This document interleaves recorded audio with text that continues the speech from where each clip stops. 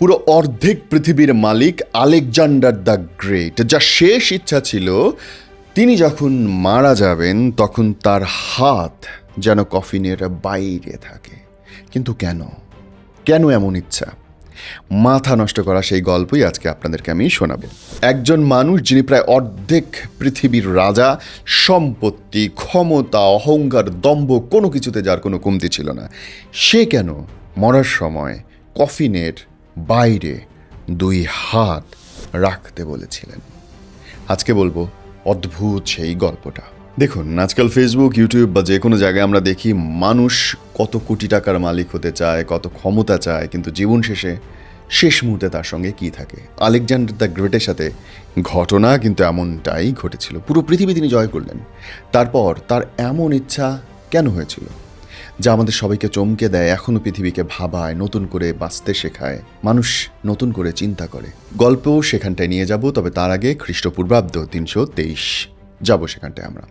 Alexander তিনি ছিলেন মেসেডোনিয়ার রাজা। মাত্র 20 বছর বয়সে তিনি সিংহাসনে বসেন এবং পরের 12 বছরে তিনি যা করেছেন তা রীতিমতো অবিশ্বাস্য। গ্রিস থেকে শুরু করে পারস্য, মিশর হয়ে ভারতের সীমান্ত পর্যন্ত তিনি তার বিশাল সাম্রাজ্য গড়ে চলেছিলেন, বিস্তার করেছিলেন। তার সামনে কোনো রাজাই মাথা তুলে দাঁড়াতে পারে নাই। তার ধন সম্পদ আর ক্ষমতার কোনো সীমা ছিল না। তিনি যা চাইতেন সেটাই পেতেন। সবাই ভাবত আলেকজান্ডার হয়তো কোনোদিন পরাজিতই হবে না, কিংবা সে হয়তো অমর। কিন্তু সে অপরাজয় বীরও যখন মৃত্যুর মুখে এসে দাঁড়ালেন, তখন তার উপলব্ধিটা কেমন ছিল। এবার আসি আমাদের সেই মূল গল্পে। আলেকজান্ডারের বয়স তখন মাত্র 32 বছর। তখন তিনি ব্যাবিলনে অবস্থান করছিলেন এবং হঠাৎ এক অজানা জ্বর হলো তার। সেই জ্বরে কোনো চিকিৎসা হচ্ছে না। চিকিৎসক, বৈদ্য, বিশ্বসেরা সব ডাক্তাররা যাচ্ছে, কেউ কিছুতেই তার জ্বর কমাতে পারছেন না। তার এমন একটা রোগ, এমন একটা জ্বর যা তাকে দিন দিন দুর্বল করে দিচ্ছে। আলেকজান্ডারও বুঝতে পারছিলেন তার ভেতর থেকে ক্ষয়ে যাচ্ছে সব, তার সময় যাচ্ছে ফুরিয়ে।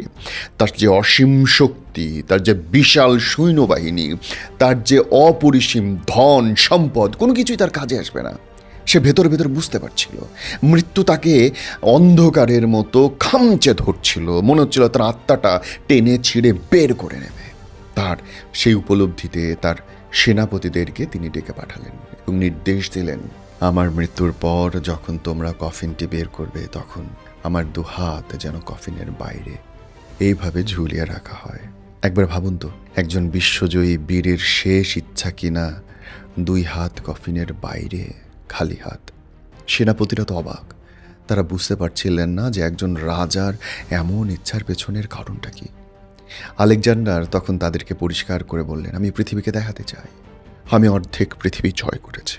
আমার কাছে সোনা দানা, ধন সম্পত্তি, মানে মনুষ্য, কোনো কিছুর কোনো অভাব নাই। কিন্তু মৃত্যু এমন একটা অবস্থা যখন পৃথিবী থেকে আমাকে সে টেনে হিঁচড়ে নিয়ে যাচ্ছে খালি হাতে।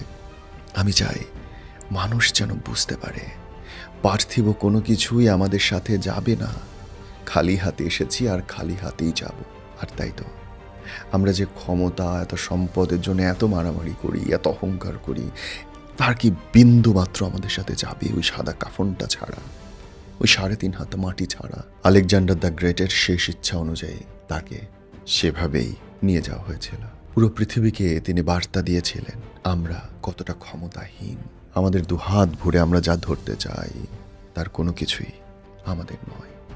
এই গল্প থেকে বন্ধুরা আমরা 3টা বড় শিক্ষা পাই। প্রথমত, পার্থিব ক্ষমতা বা সম্পত্তি মানুষের চূড়ান্ত অর্জন নয়।